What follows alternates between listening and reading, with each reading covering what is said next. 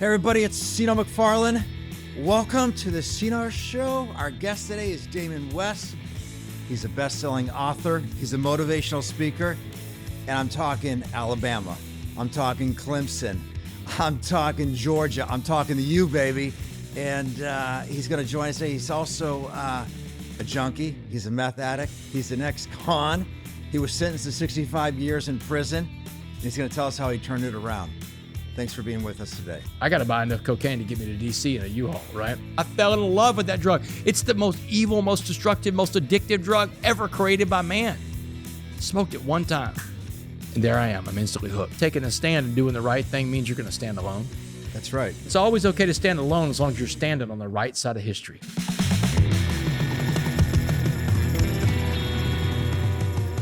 Welcome, brother. Welcome. Seano, man, thanks a lot for doing this, brother. I cannot believe we got this all worked out today. Yeah. And you got me in studio, brother. This is incredible. Well, God's timing's perfect. You know that. That's right? it, man. Right? You can't argue with that. We can't argue with that. So listen, you have a compelling story.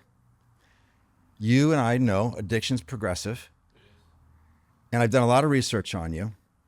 And I want to talk about something you may or may not have talked about. So you grew up in Texas. Great parents. Great parents. 2-parent home. Parents were married for 55 years, man. Right. Good stuff going on. Oh, man. Yeah. I mean, the American dream. Middle class guy growing up, great education, great athlete. I mean, Yeah. you know, Seano, God bless me with a cannon for a right arm. I know. And back in Texas, we got that little thing your listeners might have heard about called high school football. Yeah, I've heard about that. Friday Night Lights, brother. Friday Night Lights. I grew up in the middle of it. You were there. But let me back up a little bit because I think it started here, if I'm remembering the story. You know, you had something happen to you when you're 9 years old. Yes. Can we start there? Is that cool? That's a great place to start. Let's just start there. There were 3 of us. I got an older brother, younger brother, and me. Parents worked all the time. We were latchkey kids. They called them latchkeys back in the 80s, man. So we were latchkey kids. But my parents had hired a babysitter. She's like 18 years old. And this babysitter and I started messing around sexually. And she initiates it the first time. And it becomes something that goes on for about 6 months. And I let my parents know about it. But I want to say this, you know, the molestation thing that happened to me when I was 9 years old, there's a lot more serious cases of that I hear out there from other people who are molested, and it really messes them up in bad ways. It messed me up, but I'm going to tell you how I think it messed me up. And this is years looking back on it in the rearview mirror. At 9 years old, I was introduced to a lot of adult behaviors, sexual adult behaviors. Imagine like there's a big giant door and you're a kid and you can never go through that door. It's padlocked. It's got 10 or 12 little key locks on it. Kids can't get into this door. The door's even too high for a kid to touch. But if an adult goes up and opens that door for you and lets you in that door, on the other side of that door is all these other doors, and those doors are just flung open. Because adults can do anything they want. They don't need permission to do it. One of those doors is drinking. One of those doors is doing drugs. One of them is smoking cigarettes. One of them is having sex as a young person. So at 9 years old, I got opened up to this door and got to the other side of the door where a lot of other adult behaviors are. I like the adult behavior aspect of it. I got introduced to an adult behavior of sexual activity at 9 years old, and I liked it. And that's the thing, as a little boy, it's a female babysitter, so it didn't mess me up in the sense that it was traumatic for me, but what it did is it opened me up to adult behaviors at a very young age, too young to process what's going on. And it affected every relationship I had for the rest of my life, because everything at that point was literally about sex, and it was about me. Relationships were all about me. It wasn't until we're going to get to the story later on in life when I finally make it to a 12-step program recovery that I was able to have a normal relationship in life. This event at 9 years old changed all that. Yeah. So what listeners don't know is this is the first time we're actually meeting. Yeah. Right? But we should give a shout out to John Zacharias for putting this together. John is the man, dude. Right? What a good Thank you, guy. JC. We love you. Yeah. Reason why I bring this up, because you nailed that. Because what you don't know about me is I was kidnapped at 12 and used for child pornography and tortured. Wow. I didn't know that. So I know about being hypersexualized at a very young age. Yes. So I just want you to know you're talking to another trauma survivor. Yeah. Okay? And I get it. And the world changes and everything became sexualized, all my feelings and everything. But what I noticed about you is that's when you started drinking. Yes. I was 10. The first time I had a sip of alcohol, I get into my dad's beer one time in the fridge, when I was 10 years old. And I remember it because I didn't just have a sip. I had as many as I could till I was throwing up that night. Very first time. Then I realized I liked the way the alcohol felt in my system. So there's one of those doors that I'm in now at 10 years old. I'm drinking my dad's beer in the fridge. My mom smoked cigarettes. She smoked these god-awful Merit cigarettes back in the 80s, right? Later on in life, when I become a smoker, I smoked the Marlboro Lights in the box, smoked the good stuff, right? But my mom smoked cigarettes, so I started stealing my mom's cigarettes. And I started like going to the store and getting my own cigarettes. By the time I'm 12, I've smoked my first joint. You know, I've got a lot of adult behaviors going on that I don't have any other friends I can talk to about this, by the way. It's me doing this by myself. So you were hiding it from everybody? Sure. But you were also an athlete. You were training hard back then? The interesting thing that happens, too, when I'm 9, 10, 11 years old, 9 and 10, I'm still at this stage where I'm this awkward athlete. I'm the last pick for everything. I don't have anything I know about for my athletic ability, but this coach gets a hold of me. His name is John Bass. I'll never forget Coach Bass. When I'm 11 years old, he sees something in me that no other coach saw. He's my baseball coach. He's like, you have the best eye-hand coordination of anybody I've ever seen. If you'll let me work with you and you'll do what I say, I can make you a great athlete. So, you know, that year I won the batting title, most home runs. I mean, I'm most RBIs. I'm knocking out the park. He puts a baseball in my hand. I can find out I can throw a baseball with the right mechanics. Then I get a football in my hand when I'm 12 years old. Now I can throw a football. Man, now I'm going to be the quarterback. And this is Texas, man. It's Texas. This is Texas, brother. Friday Night Lights. Friday Night Lights. Man, it is nothing bigger. Right. Intoxicating. You talk about intoxicating. That is intoxicating. Growing up in the Friday Night Lights, and I was the man. By the time I was a sophomore in high school, by the time I'm in the 10th grade, I'm the starting quarterback for a 5A school. 5A was the biggest division we had in Texas back in the 90s. I'm the man. 15 years old, I'm taking my first snap in varsity football, and I'm the 3-year starting quarterback for a 5A school. You couldn't tell me anything back then. My head was this big, man. I was so full of my ego and my pride, and look at me. But I worked hard at what I did, too. I was a great athlete. But here's what I want to get to. I became a great athlete during this time, but I was still drinking, smoking weed. And were you acting out sexually then? Oh, yeah. What was that looking like for you? Good question. 12 years old was the first time I ever had intercourse. Now, the babysitter and I did a lot of things, but we never had intercourse. But at 12, and I can tell you it was February of 1988. I remember when it happened. But I had sex for the first time. The girl was 14 years old. I was 12 years old, so it wasn't anything like the babysitter type deal. But I was so driven and I was so hyper-focused on sex, man. I more than my other friends were, too, at that age. That's all I wanted to do. So, and it's hard to find sexual activity at 12 years old, you know? Yeah. Kind of stumbled into it that one time. It would be another year before I did it again. But man, after that, I was out the gate.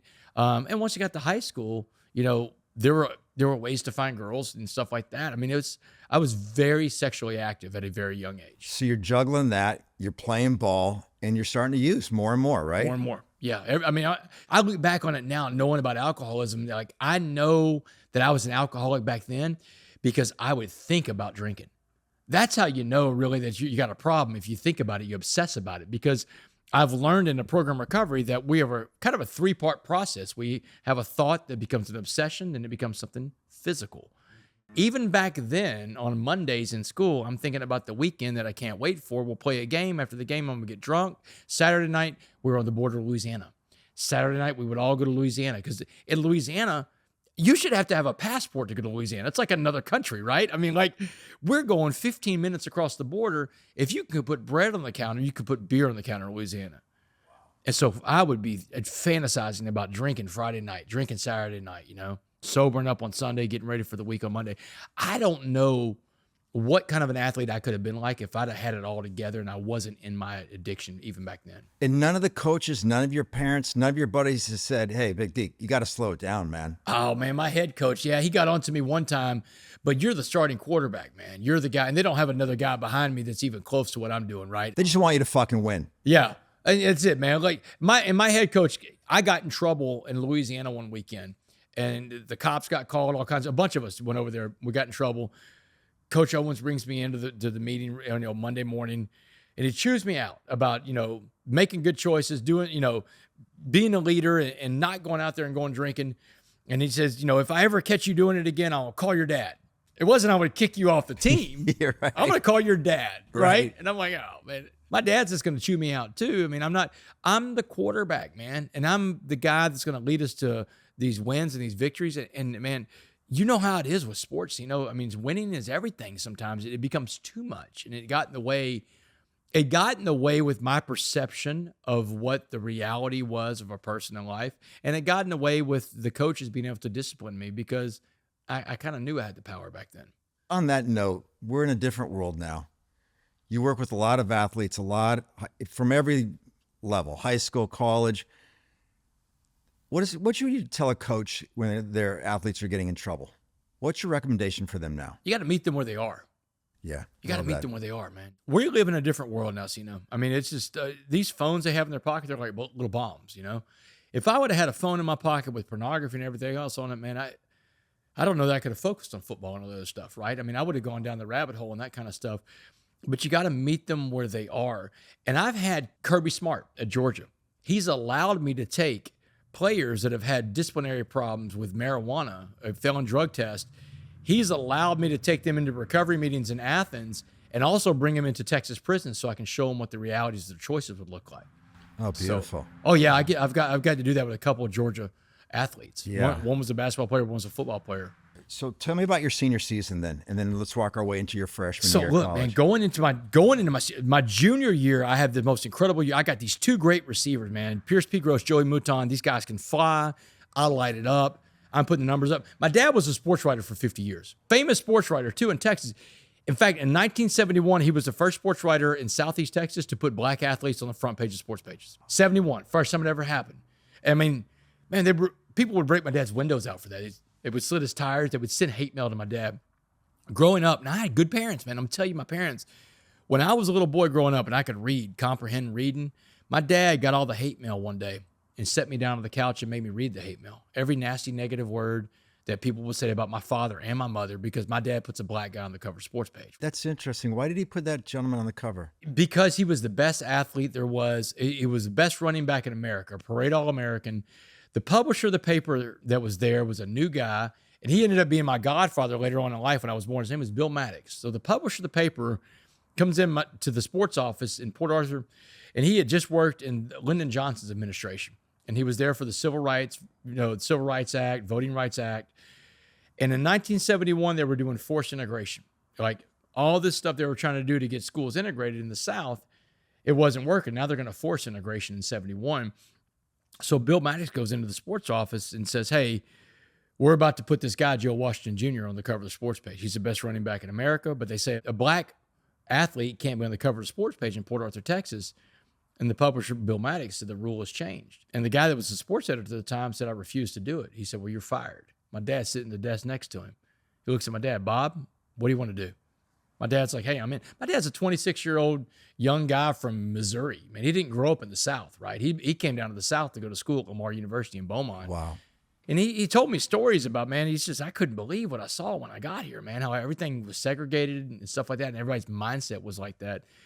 So Bill said, hey, look, this guy's going to deserve the front page. And when he does deserve the front page, we're going to give it to him. But if you do this, just know that what you know that's white in your life is going to change fast. And he said, it may just be your family and my family in the boat paddling together, but we're going to get through this. We're going to do the right thing. We got to lead. And so first week of the football season, Joe puts up a big game, gets on the front page, the football magazine section. And that was it. That's when the hate mail started coming in. Wow. But my dad told me, he said, Damon, he told me why I was reading the letters. He gave it real clear. He said, I want you to see what it looks like to take a stand and do the right thing. Wow. Because he said, sometimes, Damon, taking a stand and doing the right thing means you're going to stand alone. That's right. But he said, it's always okay to stand alone as long as you're standing on the right side of history. Mm-hmm. Man, tremendous influence from my father. Wow. Yeah. That's powerful, man. Yeah. So he was a well-known, very good sports writer, but he knew how the game was played. So after my junior season, when I lighted up, my dad's about 6'2". I got an older brother that's 6'3". My mom's like 5'7". I'm 5'10". Nobody wanted short quarterbacks back then. This is the early 90s, Nobody wanted short quarterbacks back then. So my dad said, look, we're going to lie because I think you're going to grow, right? We're going to say you're like 6'1" or 6'2". You're about 175. Yeah, hell yeah, man. Because I had a cannon for an arm. I could throw the ball 70 yards, But he's telling me, he said, you've got to get these people's attention and you can't tell them you're 5'10". So we start sending my junior highlight reel out, VHS tape. Remember those VHS tapes? We send those out to all these colleges, and everybody's calling, man. Florida, Florida State, Miami, UCLA, Georgia. This is the early 90s Florida schools, right? Steve Spurrier's writing handwritten letters to me. So Wow. this is where I think I'm going. My mind is focused. I'm playing big-time college football, and I've got the arm to do it, but I'm just a short guy. No one knows it yet. Until the spring of my junior year, right when we finished spring ball up, going into the senior year, Terry Donahue comes from UCLA to come see Damon West, Wow. who he's going to recruit to be his next quarterback. And I'm out there warming up with one of the black guy named Sostan. I'm warming up with him, and I see Donahue get out of the car. Man, I know it's him. And he comes up to my head coach, and I see them talking. Their hands are moving up like this, and he gets in his car and he leaves. I pulled Coach Owens aside afterwards. I said, man, what happened? He said, well, listen, man. He said, Terry Donahue came here, and he said, I want to see West. And I pointed to him over there. I said, he's warming up. He said, I thought West was a white kid. He said, well, yeah, he is. He's a white kid warming up the black kid. He said, well, that white kid's a midget. He said, how tall is he? And he said, man, I had to tell him you're 5'10", but I think you're going to grow. He said, I'm not here to see what someone think they're going to do. He said, I got to move on to the next guy because he's too short. Yeah. But Terry Donahue didn't go quietly. Terry Donahue left and told everybody that this Damon West guy that's a blue chip that's rated as one of the best quarterbacks in Texas right now. He was pissed he went all the way out there. Oh, yeah. And he let everybody know. There was a guy named Max Infinger that had this magazine called Blue Chip Illustrated. Sure. I remember that magazine. And Blue Chip Illustrated, I mean, I was in there. I was a blue chip, but it got out that I was only 5'10". So going into my senior year, which should have been incredible because I'm being highly recruited, and the decision to go play ball somewhere should have been wrapped up before that. Man, now it's up in the air. Walk me through that. That must have, man, you got such a great memory. It's amazing. You see them doing that. Yeah. You know something's not right. He gets it. Where'd that hit your self-esteem? Oh man, right in the gut, man. I mean, it was because all the bravado, all the stuff, it just fucking went out the door, right? Yeah. Well, I don't know. Like when I'm watching it, I got a bad gut feeling something's wrong because he didn't stick around, right? I mean, what's the chance that he said, oh, this is great. I saw him warm up. He's going to be our next quarterback, right? It was the first time when the coach told me what would happen with Terry Donahue, it was the first time that there was a seed of doubt planted in this whole plan.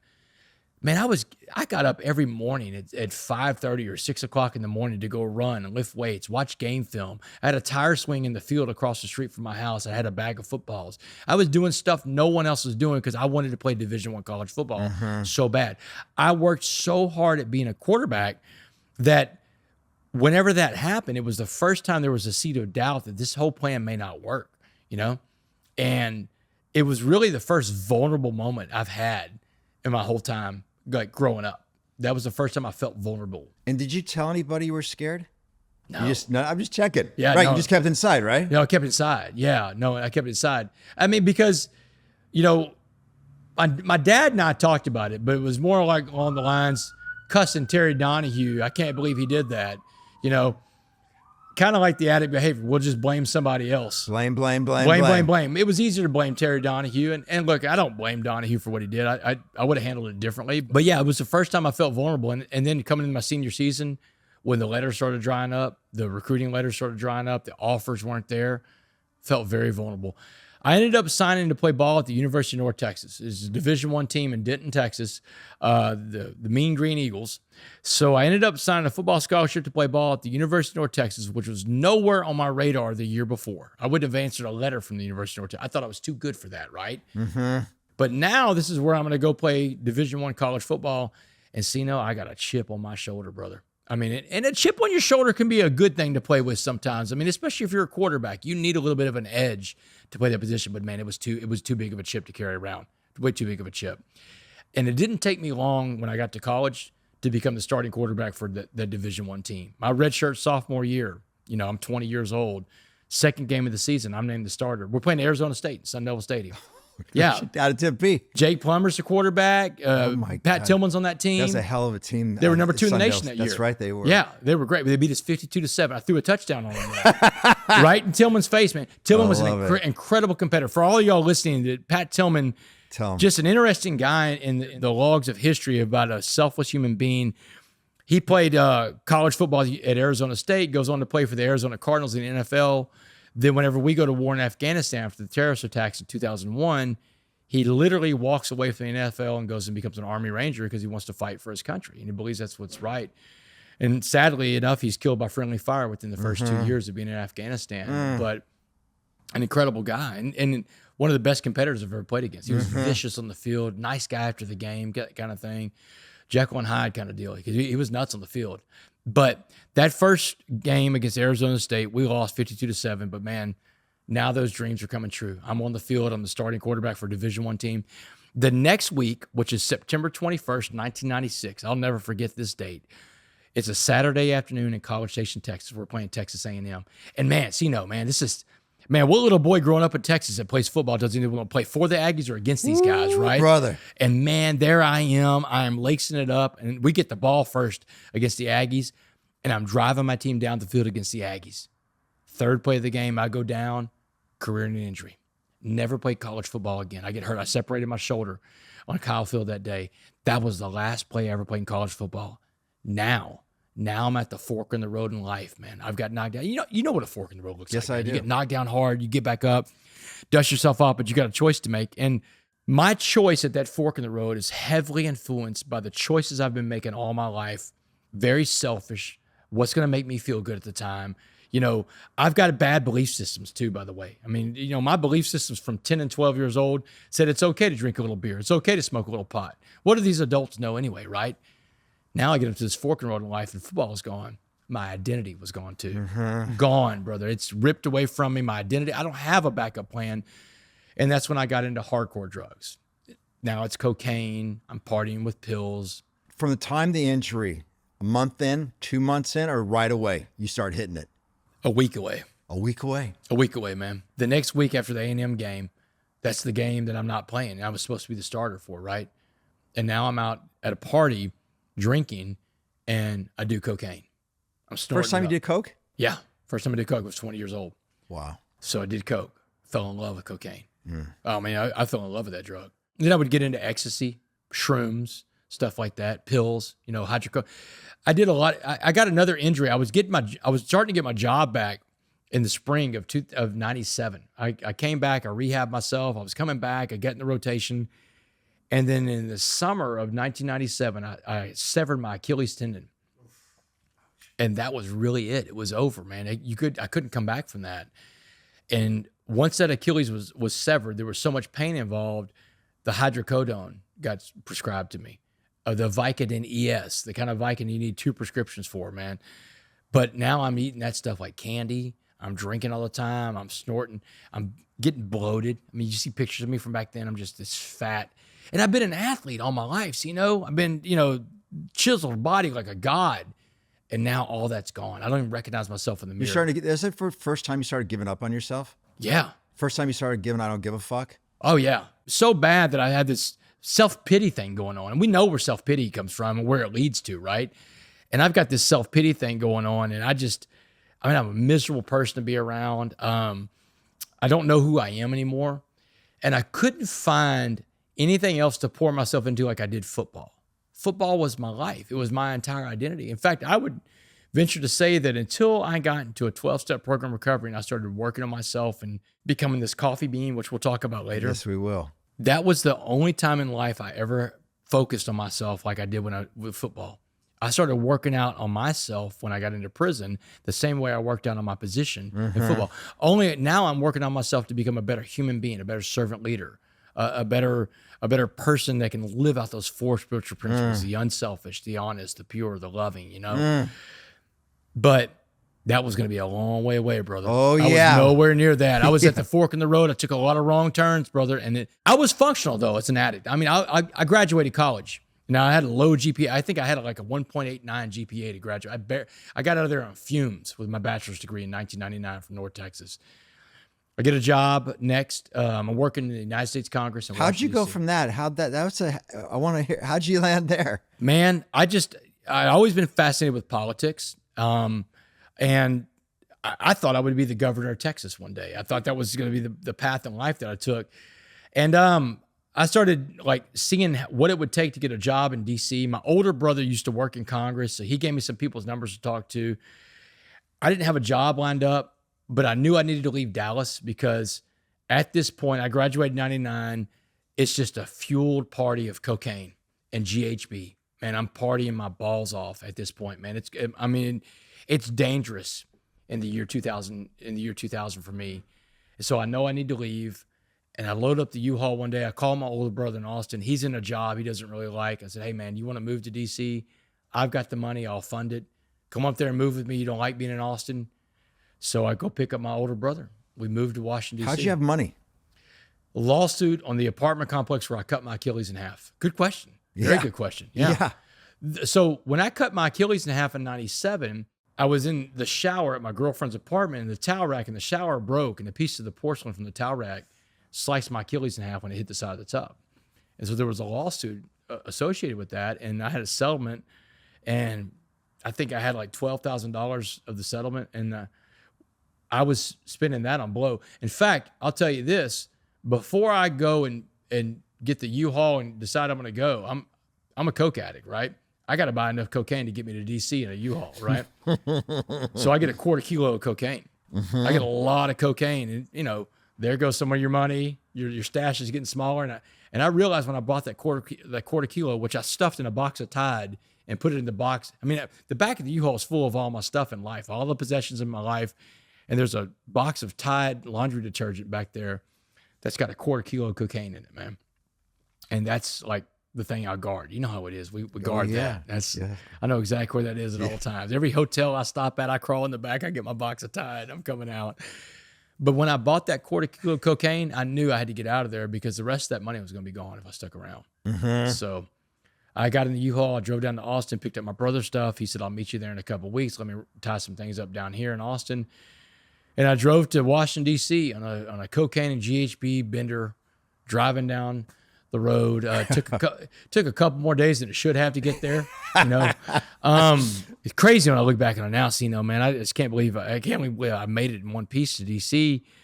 But when I got to DC, I had a friend there, and so I started living at his place. Rented a room from him at the place he had, and my brother came to live there too. But I got a job working for Gene Green, Congressman Gene Green from Houston, Texas, a Democrat from Houston. And doing a job as a staff assistant. And now, Texas congressmen at the time, they wanted to hire people from their home state. It gets a good flavor for them. Texans are really proud about their state. I'm sure you noticed this before. If you're ever in a room with a bunch of Texans, you notice they're the loudest people in the room, right? We are very loud. We're very proud. So when I go apply for these jobs, I've got this good pedigree, man. On the surface, I look like a pretty good hire. College quarterback in the state of Texas, Division I football, got his bachelor's degree, charming, good-looking guy. I get an entry-level job in the United States Congress as a staff assistant, and I work my way up to a legislative assistant. Wow. Yeah. So after that, I left Congress right after. And you're still getting high the whole time? No, when I got to D.C., all I'm doing is drinking now. No more. I didn't have a cocaine connection. You really, in DC around 2000, 2001, 2002, it was the kind of place you would get ostracized. It's not. Yeah, it's not. Yeah. Now, drinking was encouraged, but the cocaine, stuff like that, you could smoke some weed. I smoked a little weed when I was there, but the drinking was encouraged. Everybody drank after hours in DC. What I noticed is that you see these Republicans and Democrats fighting all day on the House floor. Then after hours, they're all hanging out at Capitol Lounge or one of the other Capitol bars. They're all having beers and shots together. But during that time, how old are you? 25 in 2000, so 26. 26. And were you acting out sexually during that time? So that was still a big part of your addiction then? Every bit of part. Yeah, it would be a big part of my addiction until the SWAT team got me in 2008. Got it. I mean, it's just... That's one thing. I mean, like, that was the thing with the molestation that opened me up to that behavior, and every relationship to me was about sex. It was about sex for me, not even sex for anybody else, right? And so 2001, I leave the United States Congress and I go work for a fundraising firm in D.C., and eventually I start working for a guy running for president of the United States named Dick Gephardt. He was a minority leader from Missouri in the U.S. House. And when Dick drops out of the race in 2004, he drops out of the race for president. I moved back to Dallas because I'm going to be a stockbroker now. And I'm going to work for one of the biggest Wall Street banks in the world, UBS, United Bank of Switzerland. And it's at that job as a stockbroker in 2004 that my life and the lives of so many other innocent people are forever going to be changed. Let me take you back to that day in 2004. Mm-hmm. So I'm passed out asleep at work. This other broker comes in. He sees me sleeping. He wakes me up. He's visibly shaking. Damon, wake up. You can't sleep on this job. The markets are open. You're messing with people's money. They'll fire you if they catch you sleeping here. He said, come on down to the parking garage. I got something that'll pick you up. So, man, Seano, I follow this guy in the parking garage. I think we're going to do some blow, right? I'm into blow. I'm into blow. I'm back in Dallas now. I'm doing blow again, you know? I found my connects. So I think we're going to do some blow. We get into his car. He hands me this glass pipe. It's got these crystal rocks in it. I've never seen a glass pipe before, man. The only thing I can associate with a glass pipe is white trash. That's what I asked him, man. What is that? He said, it's meth, crystal meth. And I was like, man, get that white trash stuff away from me. He's like, man, you don't even know what you're talking about, man. You're repeating something you've seen on TV. He said, this stuff is way better than that cocaine that you do all the time. You touch this stuff, you'll never want to do cocaine again. Well, that sounded enticing to me. Because cocaine was a hard drug to do, you know? Mm-hmm. You got to keep doing it. It wasn't good for the sex stuff for me. It wasn't good for my wallet. So I'm like, man, give it to me. So I smoked meth for the first time, and it was like touching a live wire, you know? I'm instantly hooked. In love. In love. I fell in love with that drug. It's the most evil, most destructive, most addictive drug ever created by man. Smoked it one time, and there I am. I'm instantly hooked. And I started giving everything away for that drug. Because that's what addicts do, right? We give things away. We give up our goals to meet our behaviors. That's what it says in the big book. And I've found that in life, when people hear the word addict, they think about drugs or alcohol. But the truth is, you know, you can be addicted to anything. Food, money, clothing, shopping, sex, gambling, whatever. The internet, Instagram, pornography.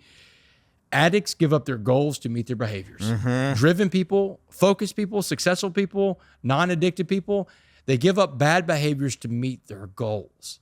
But us addicts don't do that. We just give things away. You can't steal from I found out also you can't steal from an addict. We'll give it to you. We'll give it away. Job was first, car, savings account, apartment, my family. In 18 months, I go from working on Wall Street to living on the streets of Dallas. I'm homeless. I'm living in dope houses. I've slept on park benches, you know. I've slept in abandoned buildings. I slept in a lot of cars at first, too, just to keep a roof over my head. Where's everybody at during that time? You must have just pushed everybody away because you had a lot of friends. You had family. People loved you. Man, that's a great question. So my family is in Port Arthur, Texas, 6 hours away from where I am in Dallas, Texas. They know something's wrong with me. When I lose my job at UBS. Got fired? Got fired, yeah. I got fired about 6 weeks after I hit the meth for the first time. I was studying for my Series 7 during that time and my Series 63, my broker licenses. And I couldn't pass the test. I thought meth was a wonder drug at first, too. I'm up for 3 or 4 days. This is great. I get all this stuff done, you know. You know how it is. But it ended up being the worst thing because what goes up comes down. And so they bring me in the office after I failed the Series 7 and said, you failed and you're fired. You got to leave. Oh, wow. Is it the first time you ever been fired? No, I'd been fired from a couple other, well, I mean, like smaller jobs in college, working at a golf course or something like that, you know. But I can also say that substance abuse played a role in all that stuff. And, you know, the golf course thing, when I got fired, I was drinking, you know, at the job. So all the cart guys were drinking. So, but when I got fired that day from UBS in 2004, I was like, okay. They had a box, had all my stuff boxed up for me. They gave me my box. They escort me out. I get in my car and I call my dealer up, my meth dealer. And I'm like, hey, what's going on, man? What are you doing? He's man, just over here doing my thing. I said, cool. It's cool if I stop by. I said, I got off of work early today. That's what I told him. I got off work early today. I didn't even tell him I got fired. In my mind, I'm out of work. I'm going to go get some more dope. It didn't even faze me that I got fired. I got off work early. I was off work for good. I never had another job again until I got out of prison later on in life. Never had a real job again. But when I lost my job at UBS, my parents knew something was wrong, but they didn't know what it was. And I lived 6 hours away. And every time they would call me, I'd lie to them. You know how it is. You lie to them. Everything's great. Oh, it's great. Yeah. Just got promoted today. What are you doing for work? I'm working at a software company now. Really? What do y'all sell? Software. You know, it's like, at one point I told them I was working for a limousine company. I mean, it's like, you know, stuff that they couldn't track down and find out. This is before the internet was really big. You know? Yeah. They're not Googling anything in 2005. So yeah, that's how I kept them at bay. They knew something was wrong. Here's when it really like hit the fan. We're talking about recovery today. So I wrote a book called The Change Agent. And in this book it's my memoir, the autobiography. In this book, I tell stories about my life and my addiction. And it has to do a lot with my family too. There's a story I tell in there about my grandmother.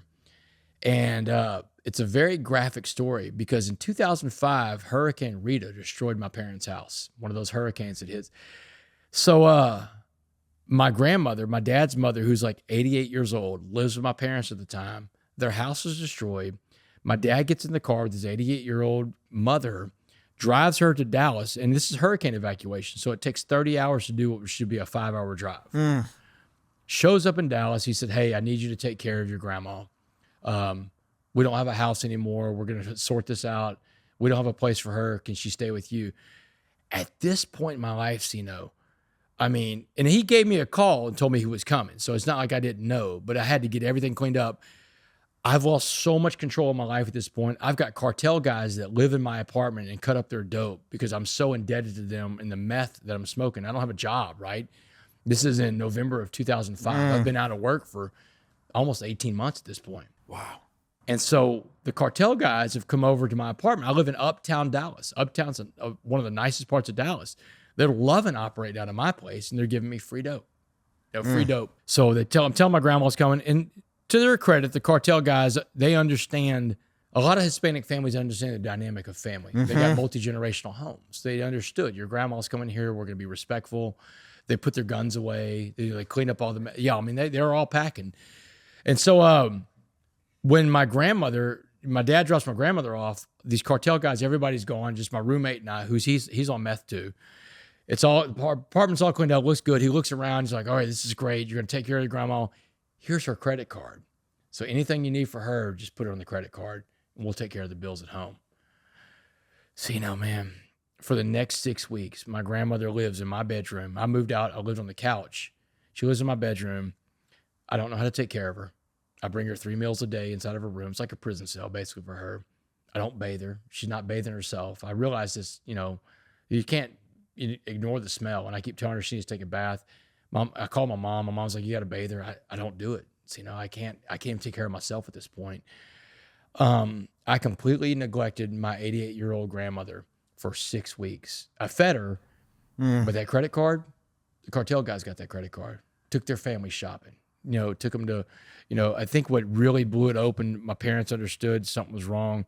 Burlington Coat Factory, there was a bill for like $1,500 at Burlington Coat Factory. They're like, why are you taking grandma to $1,500 worth of Burlington Coat? I don't get that. But the cartel guys took that credit card and used it all up. I mean, every resource was available to me to take care of my grandma, and I completely felt the biggest failure of my life. That's my family, When the book, The Change Agent, when I was writing it, the publishers understood why I wanted to have that story in there. My agent understood why I wanted to have the story in there, but I still had to talk to my dad about it. And because his mom, and she was dead already at this point.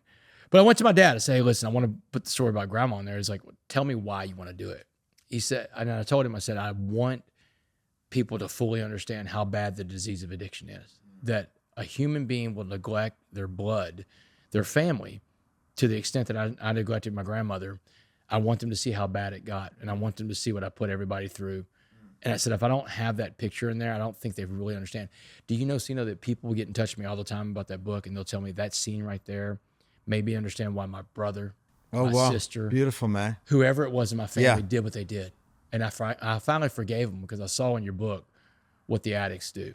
So, but how did you write that with your grandmother? I'm just curious. Did you write what? Did you make amends to her in your own special way? Have you forgiven yourself for that? Absolutely. How did you do that though? For my grandmother, I've made a lot of living amends. And in recovery, you know how it works. The 8th step is where you make the list of all the people you've harmed. That's right. The 9th step is where you start making the amends. It says, except where to do so will cause them or you harm. And so they have this little caveat. The 9th step, it's called a living amends. My sponsor tells me about it when I get out of prison. Living amends means you go out and do good deeds for people and you expect nothing in return. And so in my situation, we're going to get into the crime stuff, but I've got a lot of victims of my crimes that I've committed. I was a serial burglar. I was the Uptown burglar. I was the head of an organized crime ring. I went down as the mastermind of a RICO crew, right?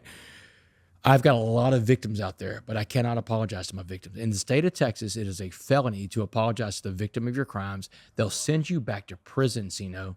if you attempt to make an apology. Whether it's in person, in a podcast, anywhere it is that you attempt to make an apology, that apology is a felony conviction. You go right back to prison. So I can't apologize to the people that I've done all this stuff to, because I think to do so would cause me harm, right? That's the caveat.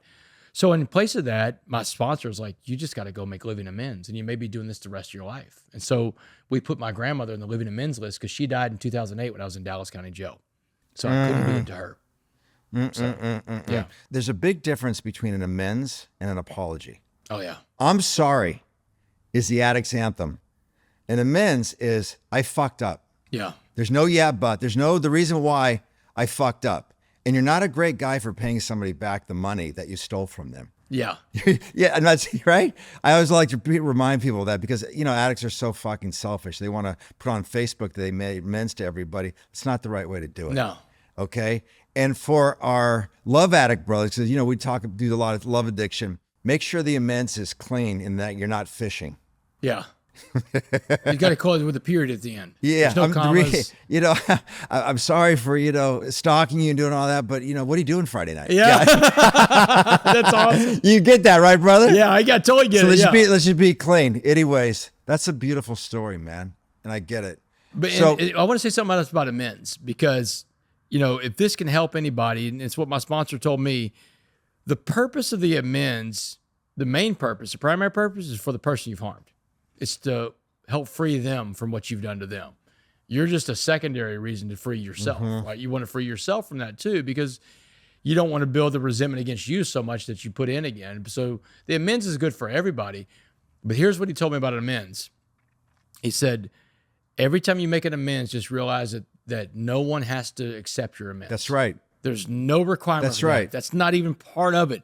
You've got to make the amends. You got to be sincere about it. It doesn't have a comma. There's no commas in amends. There's a period. I fucked up, and that's it. And they don't have to accept it. I had some people when I made my ninth step when I got out of prison. You were a sorry son of a bitch then. You're a sorry son of a bitch now. And I'm like, all right, thanks. Right. Right. You don't argue your case. Thanks. Yeah. Some people might go, hey, that's great. I really appreciate it, but fuck off. Yeah. You're a fucking loser. I don't want to ever see you again. Yeah. So I'm like, okay. And cool. you got to say thank you and move on. Yeah. Thank you. Yeah. Keep your side of the street clean. Keep your side of the street clean. All right, now let's talk about kind of the run of runs, the knock on the door. Man. Actually, it wasn't actually a knock, was it? Well, before we get there, so we've got 18 months that I'm, hooked on this stuff. I'm homeless at this point. And I started becoming a criminal, but it's a petty criminal at first. It's shoplifting, breaking into cars, breaking into storage units. Then I start breaking into people's houses. And this is a serious crime because when I broke into people's homes, I didn't just steal their property. I stole their sense of security. I stole something from them I can't give them back. I can't fix that for them. I can't apologize to them. They live with that for the rest of their lives. But after 3 years of committing property crimes against the people of Dallas, the Dallas SWAT team on July 30th, 2009, puts an end to the Uptown burglaries. July 30th, 2008, I'm sitting on this little ratty old couch in this little rundown apartment that I live in Dallas. Sitting next to me on the couch that day is my meth dealer. His name is Tex. And I'm telling Tex, man, drop the meth off, get out of here and go. The cops are closing in on me. The end is near. 10 days before this guy that I was doing all these burglaries with in Dallas, Dustin was my partner in crime. He's my right-hand man. Dustin knew everything about our organization, everything about how it worked. There were about 12 meth addicts in the organized crime ring, young and old, male and female, black and white. Everything in between, because drugs and addiction don't discriminate, right? No, they don't, sir. No. But Dustin, the main guy, is in custody of the Dallas Police Department. So they got my partner in crime in custody. I know it's a matter of time before they have me in custody, because the truth about crime is everybody talks. You may get to see a high-profile case play out yet in America this year, depending on what the Supreme Court decides. You may get to see that high-profile case play out, and if you see that case play out, you're going to see that every single person in that conspiracy talked to the special prosecutor. Everybody talks, man. It's human nature. And just as I pass the pipe back to Tex, the window on my right blows out and shatters. And tumbling across that living room floor is a little canister going end over end. It's smoking on one side.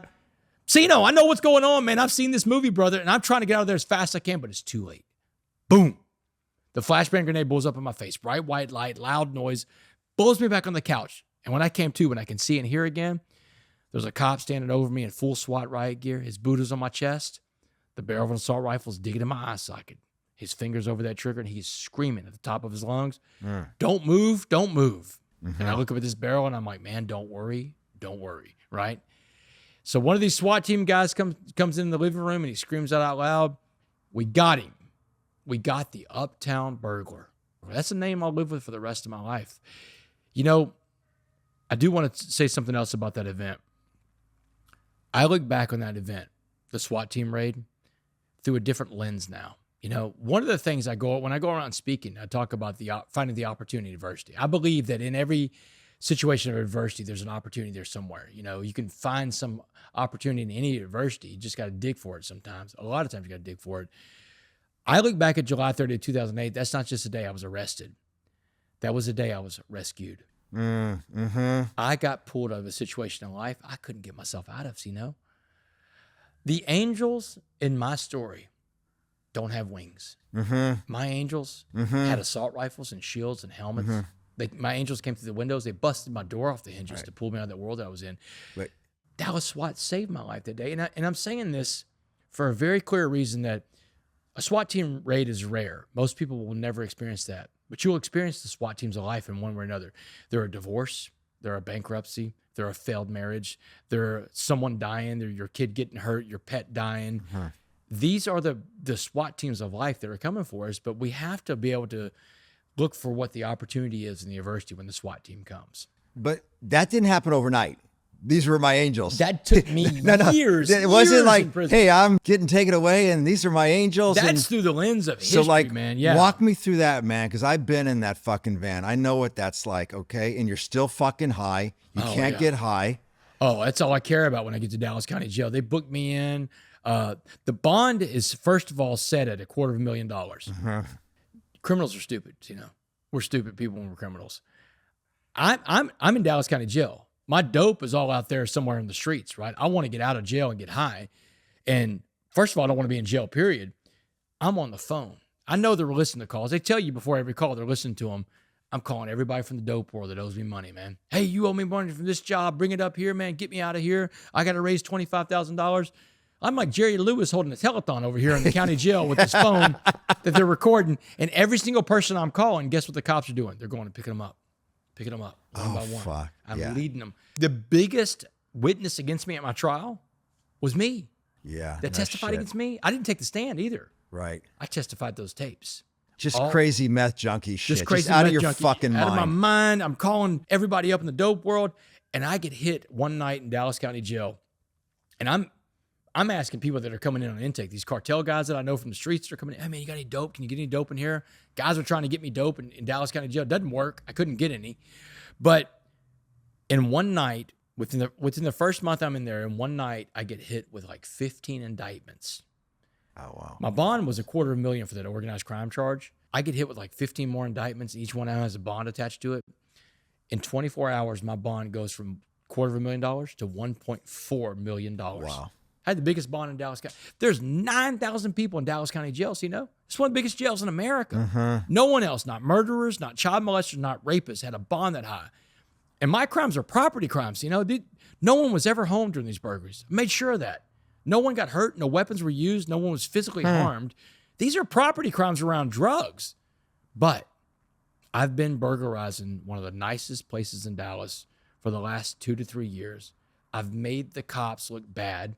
All They're that time. pissed off. Oh yeah, man. They're making an example of you. I'm dropping off stolen evidence in the hood, man. I'm dropping off in the barrio, man. Stolen cars from the burglary. First of all, I know that no one's home. One of the first burglaries I did is I broke into a U.S. post office and stole a mailman uniform, a mailman bag, a mailman hat. Now I'm a ghost. I can walk around all kinds of places dressed as the mailman. I love that. I love that. Yeah, and these condo buildings that you see. That's a good hustle, man. Oh, these condo buildings in Uptown. Man, I sit out in my vehicle and watch and wait till the real mailman left after he delivered the mail. I'd put on my little hat, get my bag on, and walk out there and walk. Now you got people opening the security gate. Come on, Mr. Mailman. They're opening the gate for me. I'm going to the mailroom. The mailrooms in some of these places, they're kiosks. They have a key that opens the door. The mailman has the key that opens the door. And inside that room, there's a bunch of boxes in there. It's a mailroom. On the outside, you got your box, your one little key. Your key to your one little box, you know? You could open your little post office box. Kiosk, 4 walls on it. If I can get inside that room, which I could pick any kind of lock, right? Except for Schlage. Schlages are good. I would pick that lock dressed as the mailman, go in there. I get no suspicion because I'm the mailman going to the mailroom, right? And inside that room, you got stacks of mail in some of these boxes. No one's home. Your mail can't be piled up like that in your home. Some of them had notes, out of town from this date to this date, hold our mail. I know exactly when you're coming home now. I'd put a list of like 4 of those places together. It got sophisticated enough. At one point, I had a white box moving truck. I had 12 dope fiends in Dickie overalls. One of them with a clipboard. We got dollies. We're knocking out four condos in one weekend, man. People are getting the gates for us, man. Wow. But that was the addiction, right? So here's the other things, I'm addicted to meth, but I'm also addicted to the burglaries, right? The thrill, the sensation. I'm getting high off of this stuff. When I start planning these burglaries out, I get the same endorphin, it's flowing through me. I've become the mastermind of this organized crime ring. It's all about meth. Look, I don't have anything in my name when the cops come get me on July 30th, 2008. I got a bunch of stolen property at another apartment called the Safe House, about $2 million worth of stolen stuff. Didn't even move it, just stacked up in there. Oh, wow. Oh, yeah. I would move enough dope every day to have enough dope to smoke. That's it. And to give out to some of the, the women around me, the dope girls and stuff like that. And how long were you held in jail in Dallas? So they arrested me that day. They jacked my bond to $1.4 million. I'm not getting out. I know that Dallas wants to take me to trial really bad because when they set your bond that high, they're telling you, we want to make an example out of you. We don't want you to go anywhere. They got me into a courtroom for my trial in 10 months. That's the rocket docket, brother. If they can get you into a courtroom in 10 months for a big, complex, organized crime case, a RICO case, man, they are ready to get you. And man, I got to that courtroom May 18th, 2009. I'm standing in front of a jury that day. It's the 6th and final day of my trial. It's a long trial too, man, for crimes where no one got hurt. These are property crimes around meth. The evidence is overwhelming in my guilt. And RICO works like this. RICO is racketeering, influence, corrupt organization. The target of a RICO case is the mastermind, the guy at the top. RICO laws are called the law of parties. And if you can prove that the guy at the top is involved with what's going on with all the other people, you can take all the crimes that everybody else committed and he can go to trial for everybody's crimes. That's how a RICO works. I'm at this trial for 6 days. And of course, I see some burglaries that I was on, a lot of burglaries I was on. I also see some burglaries I didn't know anything about, but I'm standing trial for them because it's organized crime. It's a law of parties. I'm doing the time for everybody in this trial. At the end of that long 6-day trial, the jury went to deliberate for 10 minutes. 10 minutes, brother. Not a good sign. No, man. I don't know how much Law and Order you watch, but if a jury's gone for 10 minutes, it means they smoked you. They bring me back in the courtroom. I had 2 paid attorneys. My parents got me 2 attorneys for this. I didn't have court-appointed attorneys, I thought at worst I would get 20 years. They bring me back in the courtroom, and the judge reads the sentence out loud. Damon Joseph West, you are hereby sentenced to 65 years in the Texas Department of Criminal Justice. 6'5". 6'5", that's life. 60 is a life sentence in Texas. Anything 60 and above is just window dressing for juries. 65, 99, the word life, it all means 60 because you have to be 17 to go to an adult prison. And 60 and 17 is the natural lifespan of a human being. And how old are you at this time when you got sentenced? 33 years old. 33 years old. And were you getting dope in the prison? No. So you're stone cold sober now? Stone cold. July 30th, 2008, that's my sobriety date. Now, it's not my recovery date. I understand that. Yeah. I know, we'll get to that. Yeah. You get hit with that fucking news. You look over at your parents. Oh, man. I heard my mother gasped out loud. The sound only a mother can make when she hears her son get a life in prison. This is my first felony conviction either. See, I'm a white middle-class guy. I got 2 paid attorneys, man. Right. This isn't supposed to happen to me, right? Not in the America that I know. It happens to other people, right? Right. No, man. You're that guy. You're a criminal. Yeah. Oh, yeah. You're a stone cold criminal. Yeah, but in my mind, I still have this looking down on other people thing. Like, oh, I'm not like the rest of these guys I'm locked So you're up still with. delusional a little bit at that time. Yeah, I'm delusional at that point. I'm not where I need to be, but I'm telling you, when I got sentenced to life in prison that day, that was the day that I knew something got jarred loose inside of me. And that was the day I knew that something had to change, and that something was me.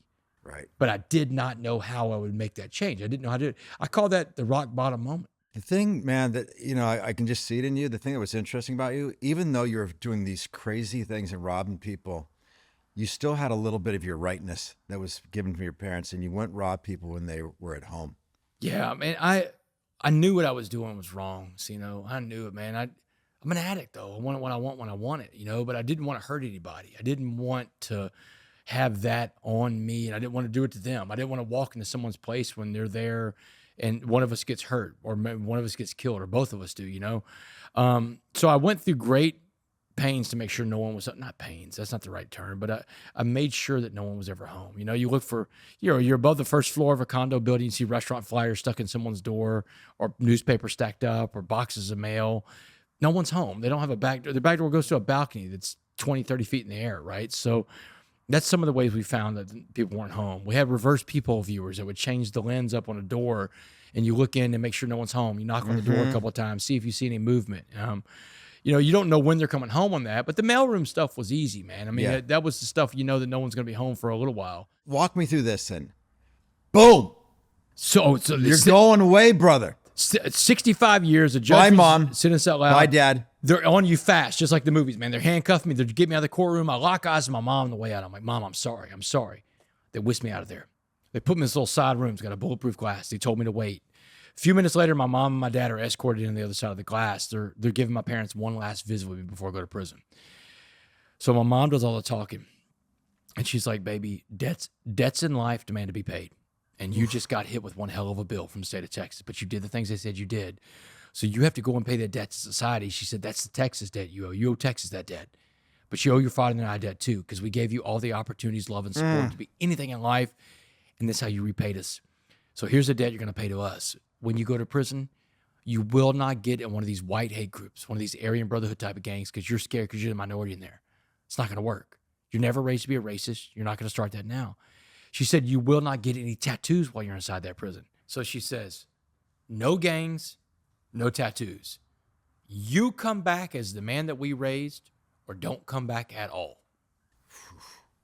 I mean, I don't know how I'm going to do this, man, but she reminds me, this is the debt you owe us. That's so powerful. Yeah. They bring me back to my pod in Dallas County Jail. I got 2 months before the prison bus comes to get me, And I'm asking every guy in county who's been to prison before, how am I going to survive? What am I going to do? And every guy I'm talking to, black, white, Asian, Hispanic, they're all saying the same thing. You have to get to a gang. Everybody's telling me that. They're telling me I'm going to the worst part of prison there is, where the lifers live. I'm a lifer.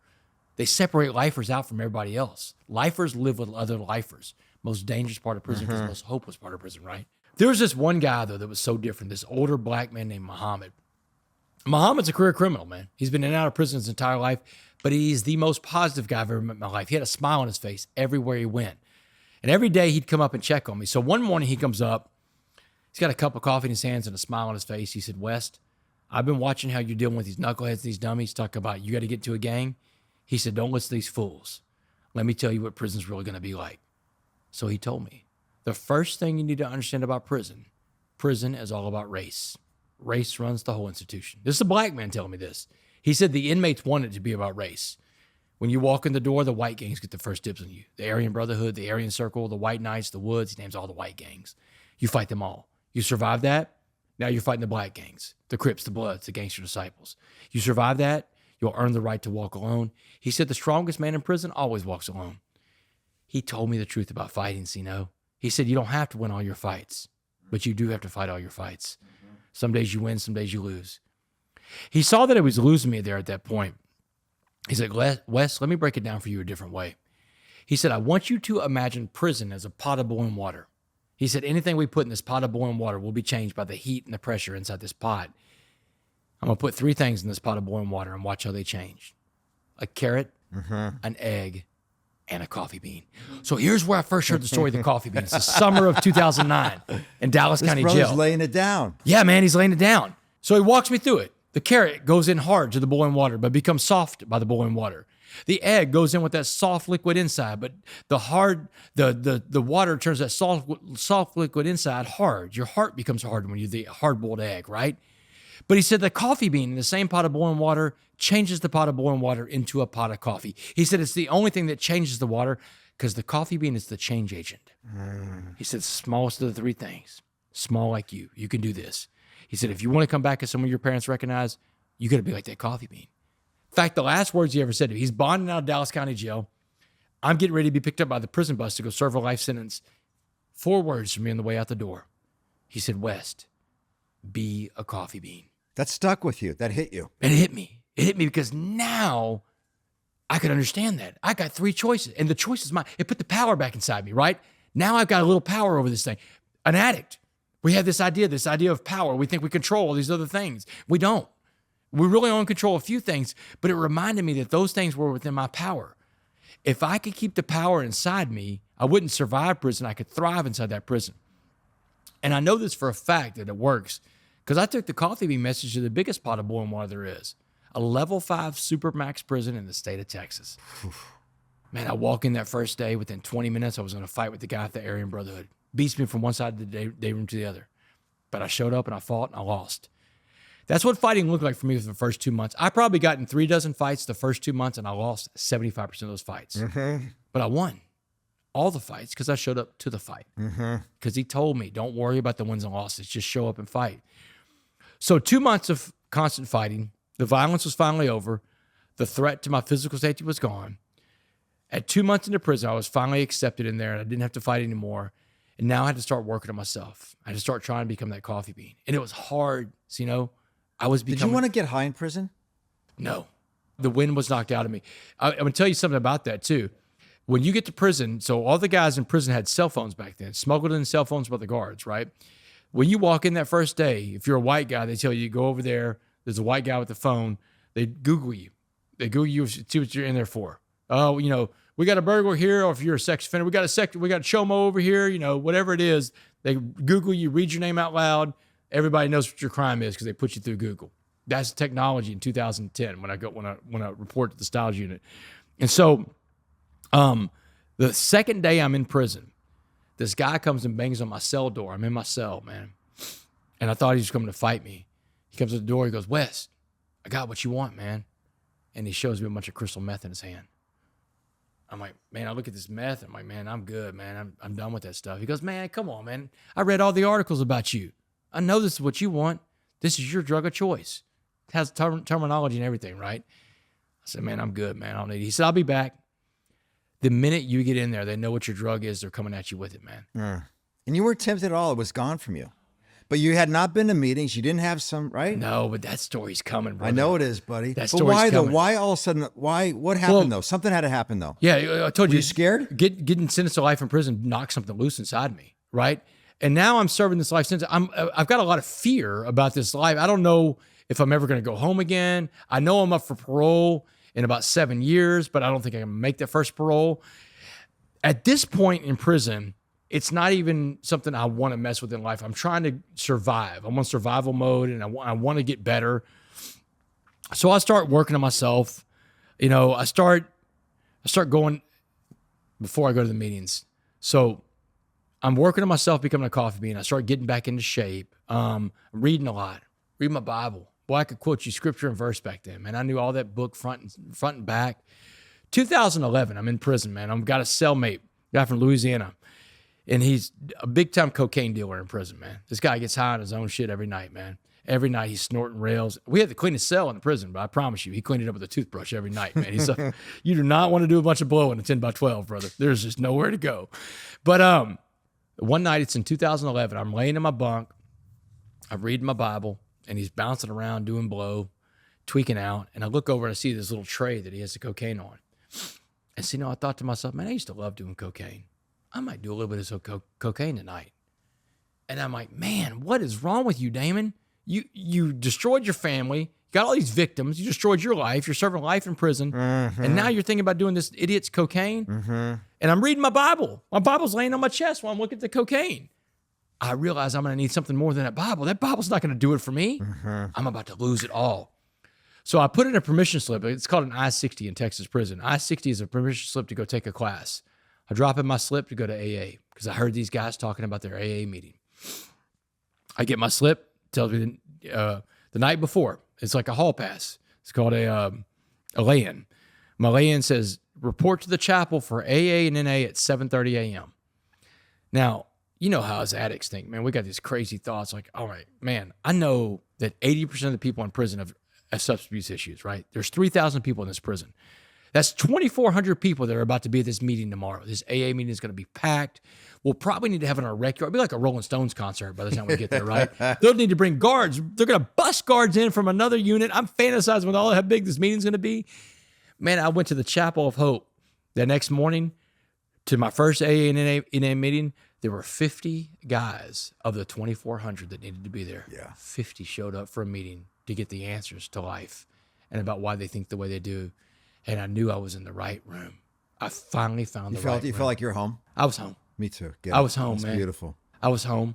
And we start the meetings off with that beautiful prayer, that serenity prayer. God, grant me the serenity to accept the things I cannot change, the courage to change the things I can. And the wisdom of the difference. The wisdom of the difference. The guy that brings the meeting in from the free world, we'll call him Ray, protects his anonymity. Ray says, let's diagram the serenity prayer. He has a chalkboard behind him. He draws a line from one side of the chalkboard to the other. He said, that line is God's line, Damon. He said, it's bigger than the chalkboard. It's infinitely long. You can't fathom the size of this line. He said the first part of the prayer, God, grant me the serenity to accept the things I cannot change. He said the things you can't change are on God's line.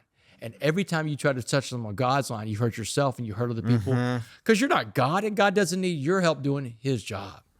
Stay off of God's line. You got your own line. He goes and erases a little inch out of God's line on the chalkboard.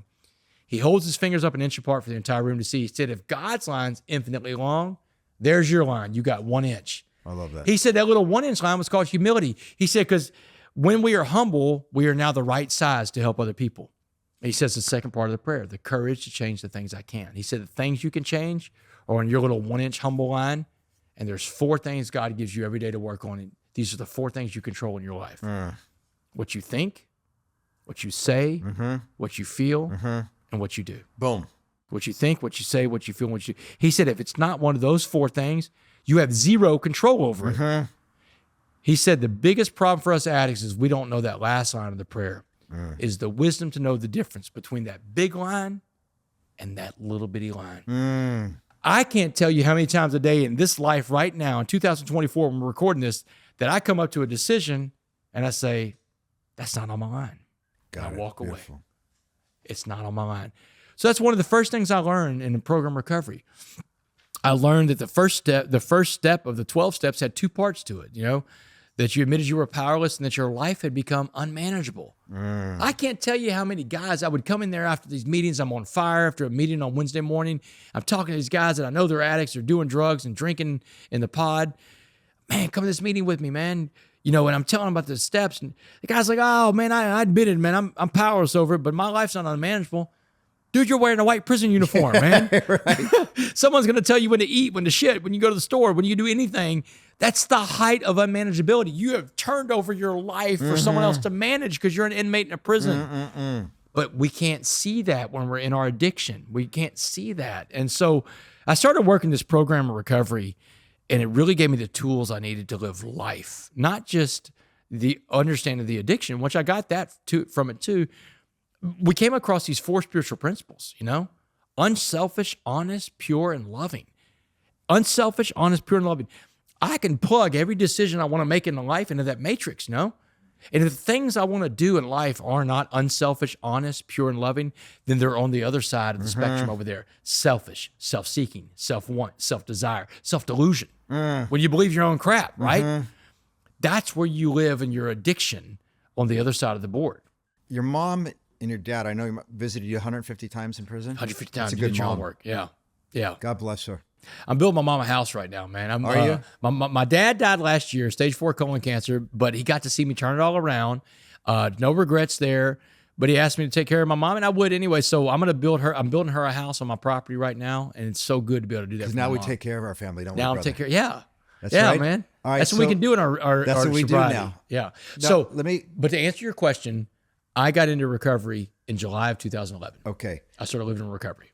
Let's go forward to parole hearing. What year are we at? 2015. You served how many years at that point? 7 years, 3 months. Right. Yeah. What do you think is going to happen that day? I don't think, I know I'm up for parole, but I don't think I can make paroles. Not my first time in my life. No one makes that first parole in life. I'm working in the chapel that day. I'm a chapel clerk. The chaplain comes in, Chaplain Vance. He said, West, security's here, man. They're looking for you. The parole board's here to see you. Security's going to take you to parole right now. And I'm like, man, I'm so nervous because, I mean, I want to make parole so bad. You know how it is, man. You want this so bad. You want to get out of prison. So I go to the parole office. The lady calls me in from parole. She says, have a seat.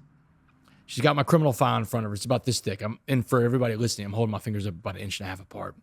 It's your jacket. Everything about you is in your jacket. Your whole life story, every arrest, every felony. And she's flipping through the pages of my jacket for about 20 seconds. You know, she slams the file shut. She pushes it away from her. She said, Mr. West, I came here today to ask you one question for your parole hearing. One question test. The answer to my question decides whether or not you go home or you stay in prison. But the answer to my question is not in that file about the guy I'm reading about who committed those crimes in Dallas all those years ago. She said, we don't see a lot of Damon West come through our system, to be honest with you, because you had it all. You had every advantage, every privilege, and every opportunity over everybody your entire life. She said, you are the definition of a privileged person in America. But you blew through your privileges. You became a drug addict, a criminal, a thief. A jury in Dallas gave you life in prison for the things you did. But instead of you letting your license define you, you changed yourself inside this prison. But she said what got our attention is you didn't just change yourself. You changed the entire prison. One man changed this whole prison. So my question for you is this, Mr. West. If you could be remembered for being anything in life, anything at all, she said, tell me what that would be, but give it to me in just one word. Go. Seano. I knew the answer to that question. I've been living that answer because I've been living in recovery all those years. The answer I gave her was the answer of useful. The same thing Ray said you can be when you live on your little humble island. We can be useful again. Beautiful. And that's what I told her. I said, I can be useful. That's what I want to be, is useful. I can be useful in this prison, or I can be useful in the free world finding more coffee beans. November 16, 2015, Seano, I walk out of a Texas prison. Right. But I'm not a free man because you're not looking at a free man in front of you. I got a little more time left on parole. I'm on parole to the year 2073. Did you have to report to travel here? Yeah. That's right. I had to get a travel permit. I had to get permission to come. That's right. I had to get permission He's here to come. doing God's work. Yeah. Parole, he's here doing God's work. Parole knows I'm here, man. But parole loves me. I mean, look, man, 2 years I was out of parole. They came up to me in a parole meeting and said, you don't have to go to AA meetings anymore because you just had to bring a slip, get a sign, right? Though my parole officer at the time said, well, you don't have to bring a slips anymore. You don't have to go to AA anymore. I was like, look, if I stop going to my meetings, I'm going to go back to prison. That's right. She said, well, you understand that. She said, I would advise you, Mr. West, keep working your program. Don't worry about Texas program. Work your program. God, I love that. Yeah. She said, keep working your program. And I do. I got a great spot. The first day I get out of prison, right? My parents are there to pick me up. They bring me home. That first night, I hit my first meeting, right? Ray is his home group.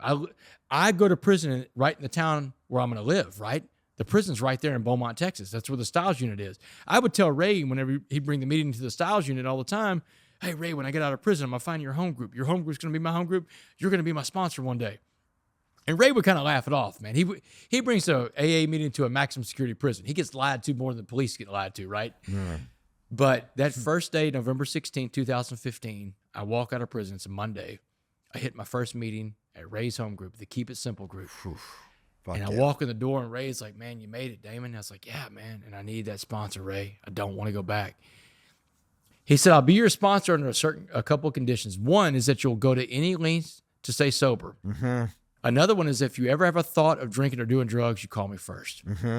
I'll do it. So we start working the sponsor-sponsee meeting. About a month out of prison, he comes into the sponsor meeting with me. He looks at me, he goes, I'm worried about you, Damon. I think you're about to go back to prison. That got my attention. I just got out of prison a month ago. I said, what do you mean? He said, well, you're stuck inside yourself. No one that's ever been stuck inside themselves is working a program recovery. You're not working your program. I'm doing my meetings. I'm here meeting you right now. He said, you know what I mean. You're stuck inside yourself. You're so mad. You're upset. I said, well, I knew what he was talking about. I wanted to go share my story.